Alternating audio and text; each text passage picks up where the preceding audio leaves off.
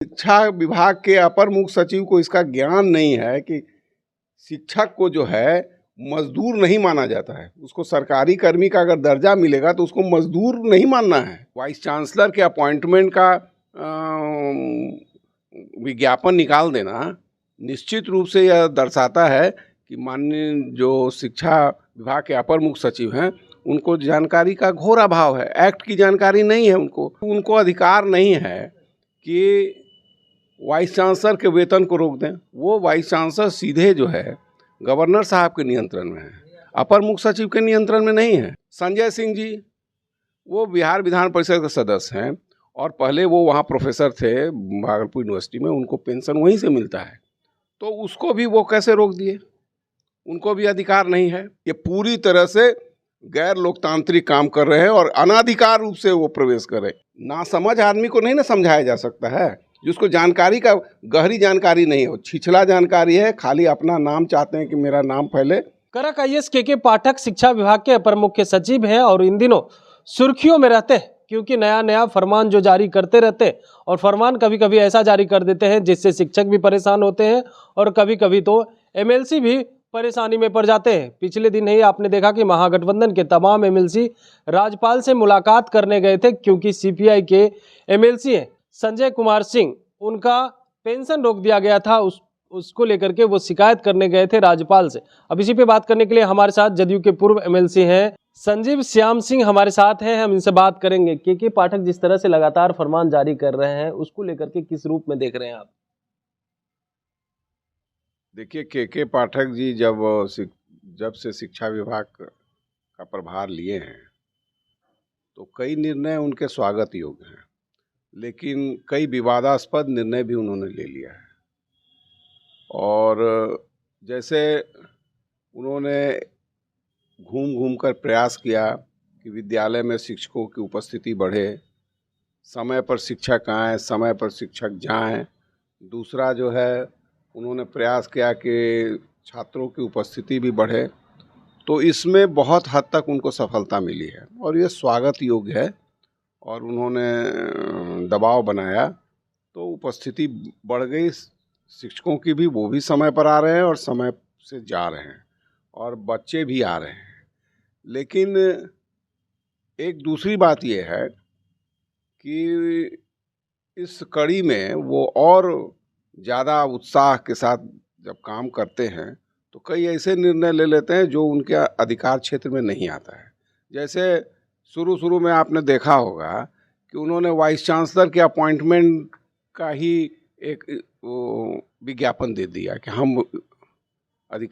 हमारा अधिकार है, हम वाइस चांसलर को बहाल करेंगे। फिर इस मामले में माननीय मुख्यमंत्री जी को हस्तक्षेप करना पड़ा, वापस होना, चूँकि एक्ट में कहीं अधिकार ही नहीं है कि राज्य सरकार इसकी बहाली। तो इतने बड़े पदाधिकारी और इनको बिहार यूनिवर्सिटी एक्ट 1976 की जानकारी न हो, ये ठीक नहीं है। उसी तरह से उन्होंने शिक्षा विभाग के अपर मुख्य सचिव है और जानकारी नहीं तो हम तो बड़ा इल्जाम है ही। वाइस चांसलर के अपॉइंटमेंट का विज्ञापन निकाल देना निश्चित रूप से यह दर्शाता है कि माननीय जो शिक्षा विभाग के अपर मुख्य सचिव हैं उनको जानकारी का घोर अभाव है। एक्ट की जानकारी नहीं है उनको मालूम नहीं है कि कैसे वाइस चांसलर की बहाली होती है। और फिर उन्होंने क्यों वापस ले लिया? जब अगर उनको अधिकार था तो वापस क्यों ले लिया?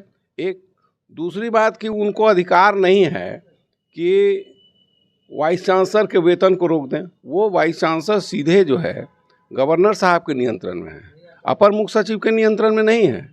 ये भी जो है यूनिवर्सिटी जो है वो ऑटोनोमस बॉडी है और उस ऑटोनोमस बॉडी में उनका इंटरफेरेंस नहीं है। वो बिना मतलब का चिट्ठी निकाल के दायरे अधिकार क्षेत्र से बाहर अपना एक चिट्ठी निकाल देते हैं और उस चिट्ठी को के आधार पर कुछ काम हो जाता है। जैसे अब वेतन जो है पहले यूनिवर्सिटी अपना देती थी, इसमें बाद में लोगों ने कहा कि नहीं भाई ट्रेजरी से होना चाहिए। अब ट्रेजरी में वो लिख देते हैं कि भाई उसको जो है वेतन रोक दिया जाए, जबकि उनको अधिकार नहीं है।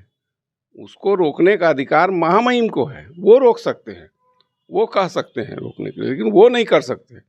इसी तरह से संजय सिंह जी वो बिहार विधान परिषद के सदस्य हैं और पहले वो वहाँ प्रोफेसर थे भागलपुर यूनिवर्सिटी में, उनको पेंशन वहीं से मिलता है, तो उसको भी वो कैसे रोक दिए? उनको भी अधिकार नहीं है। लेकिन ये एकदम जो बिना जानकारी के, बिना अधिकार के इस तरह की चिट्ठियां निकाल के, वो जो है एक तरह से शिक्षा विभाग में एक तरफ तो कुछ अच्छा काम कर रहे हैं तो वो स्वागत योग है, लेकिन ये दूसरे तरफ ऐसा काम कर रहे हैं जिससे अराजकता फैल रही है। सारे जगह जो अराजकता है और भय का वातावरण उन्होंने बनाया है। भय का किस तरह का? भय का ये वातावरण कि हम अगर कुछ बोलते हैं इस देश में, लोकतांत्रिक देश में, और शिक्षक तो बोलेगा ही, शिक्षक ही ने बताता है। देश में आपके इस राज्य का इतिहास है, चाणक्य ने निर्णय लिया कि जो राजपाट चल रहा है उसको हटाना चाहिए, उसको हटना चाहिए, तो वो काम करता है उस तरह से। शिक्षक तो बोलेगा ही कि अगर समाज में कोई गड़बड़ी है, किसी व्यवस्था में गड़बड़ी है, तो उसकी ओर ध्यान आकृष्ट कराएगा ही। और संजय सिंह जी शिक्षक के प्रतिनिधि हैं और साथ ही साथ फुस्टाफ के भी महासचिव, तो बोलेंगे ही। कौन बोलने से रोक सकता है उनको? के पाठक रोक सकते हैं? रोक दें, उससे वो कितना दिन रोकेंगे?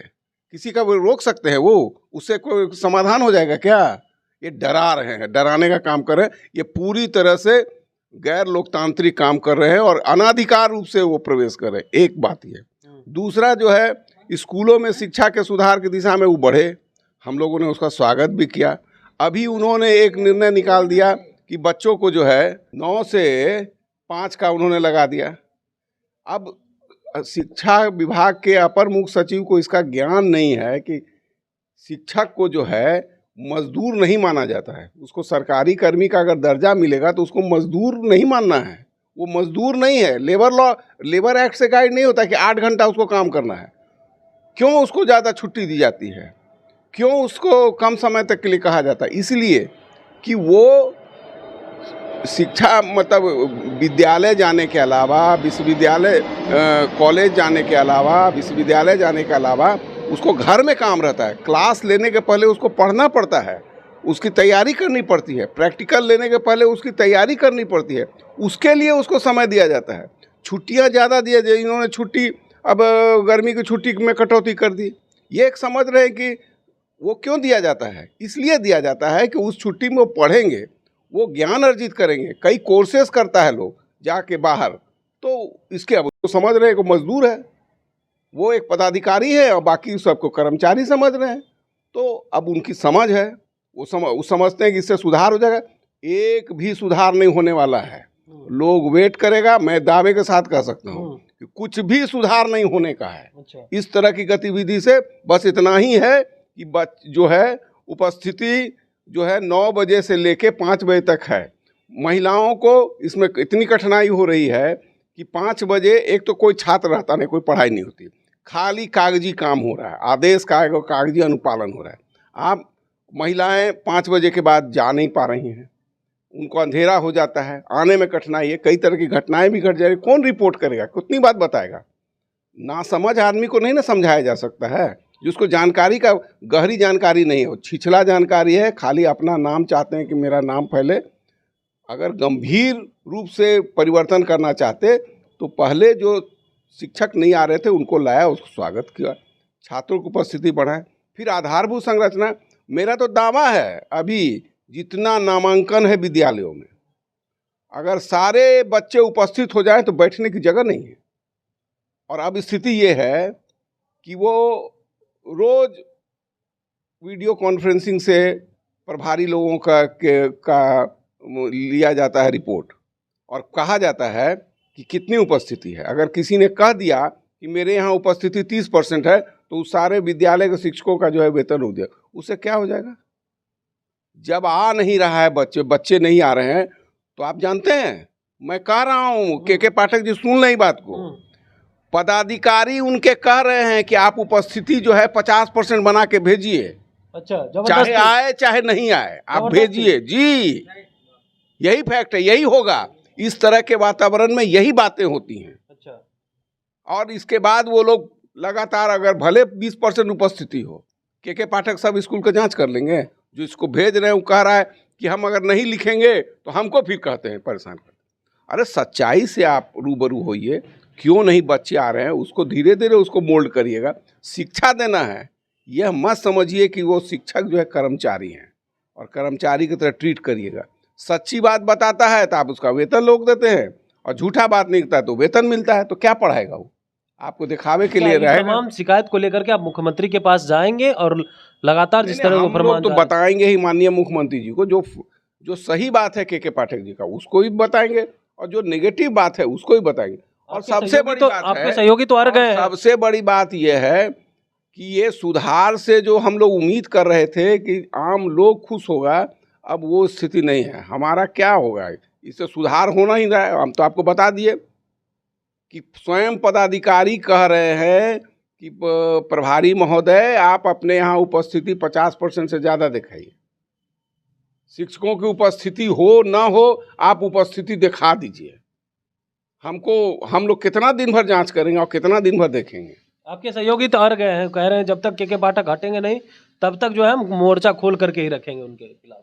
आप भी खोलेंगे? नहीं, हम मोर्चा की बात नहीं है, वो सरकार, हम सरकार को जरूर इन चीज़ों की ओर ध्यान आकृष्ट करके आएंगे। हम यही चाहते हैं कि हम सरकार को ध्यान आकृष्ट कराएं कि ये जितना हम लोगों को फ़ायदा नहीं पहुंचाएंगे उससे ज़्यादा नुकसान पहुंचा रहे हैं। यही कहना है मेरा। बिल्कुल। तो आप सुन रहे थे क्या कुछ कह रहे थे जदयू के पूर्व एमएलसी। इनका कहना है कि जिस तरह से के पाठक फरमान जारी करते हैं कुछ तो स्वागत योग्य है, लेकिन कुछ ऐसे फरमान जारी कर देते हैं जिसके वजह से बहुत सारी परेशानी हो जाती है। इन तमाम चीज़ को लेकर के मुख्यमंत्री के पास भी जाएंगे और शिकायत भी करेंगे, क्योंकि के पाठक कभी कभी ऐसे निर्णय ले लेते हैं जो उनके अधिकार क्षेत्र में तो है ही नहीं। Kamlesh Kumar, live Bihar, Patna. Live Bihar YouTube पर सब्सक्राइब और फेसबुक पर लाइक जरूर करें।